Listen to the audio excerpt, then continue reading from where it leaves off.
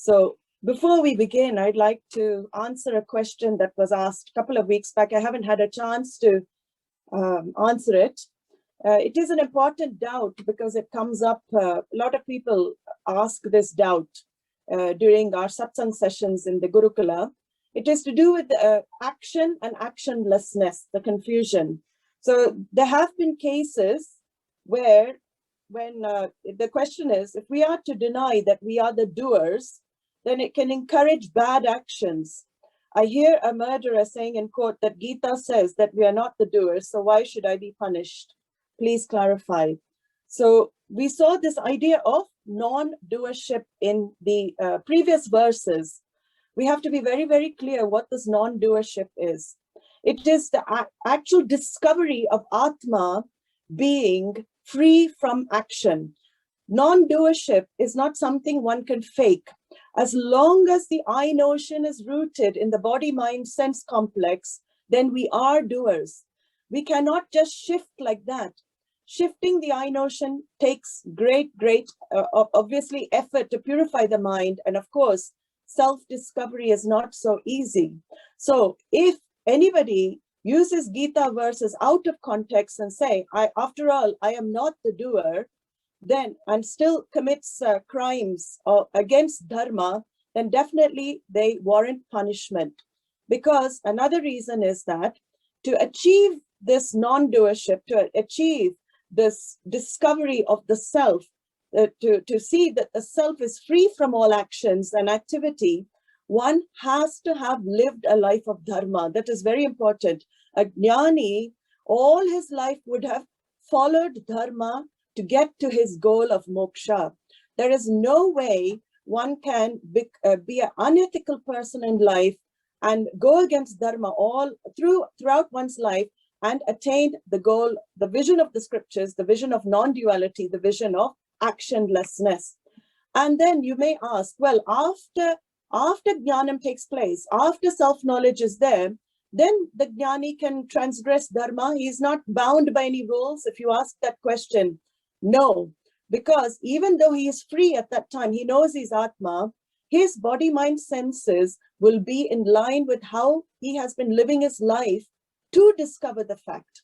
So it is very important to understand that saying that I'm not the doer is not actionlessness.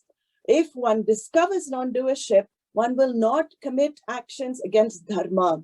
So this is a very important thing to understand, because there have been incidences of even serial killers quoting Gita verses out of context, saying that, I'm not the doer and, I should not warrant punishment. Shastra very clearly says, for the action, any action that is transgressed dharma, definitely the opposite, the punishment is warranted. That is what the whole Gita is doing, right? Duryodhana being a dharmi, Atatayi, we saw in the first chapter, he had committed the worst of all the 6 sins, the papas that were said in the Shastra. He has done all of them. And after all diplomacy, Lord Krishna tried everything with him, and he would not yield his adharmic ways. So what was left for Bhagavan to do? It was war. War was the only solution. And what does that show? That wrong action has to be punished. Definitely, adharmi in Shastra, it is very, very clear. Adharmis, people who are given to go against dharma, have to be, get the punishment. Sometimes we think we take up on the role of police people in our lives as well. That is also not necessary. If we don't need to be activists and punish all the adharmis in the world. We can trust in the order. We can trust that Ishvara, they will definitely get their comeuppance because of the law of karma. It is infallible. If you go against dharma, definitely you will get the result. If you go against dharma, you'll get the papa result. Unpleasant situations will manifest in such a person's life. So if there's this activist type mind that is also unhealthy, it says in spiritual life, that I am the one who has to heal this world of all these wrongdoers. I cannot stand it. So I spend all my life fighting against wrongs and ills. No, of course, I stand up where it is necessary, but I don't live my whole life as an activist. It is better to make oneself pure and focus on one's own purification rather than making others pure and punishing others for their wrong actions. Let Bhagavan take care. You trust in the order will take care of that. And so this is the answer for that. Actionlessness is not something one can fake. It is a discovery that is to be made.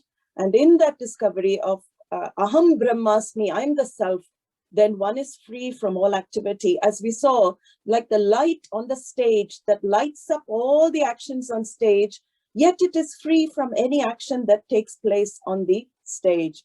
So if whoever asked that question, if you have any more doubts, you can address them to me. But I thought this one question needed to be spoken in public as well, because it's an oft asked doubt.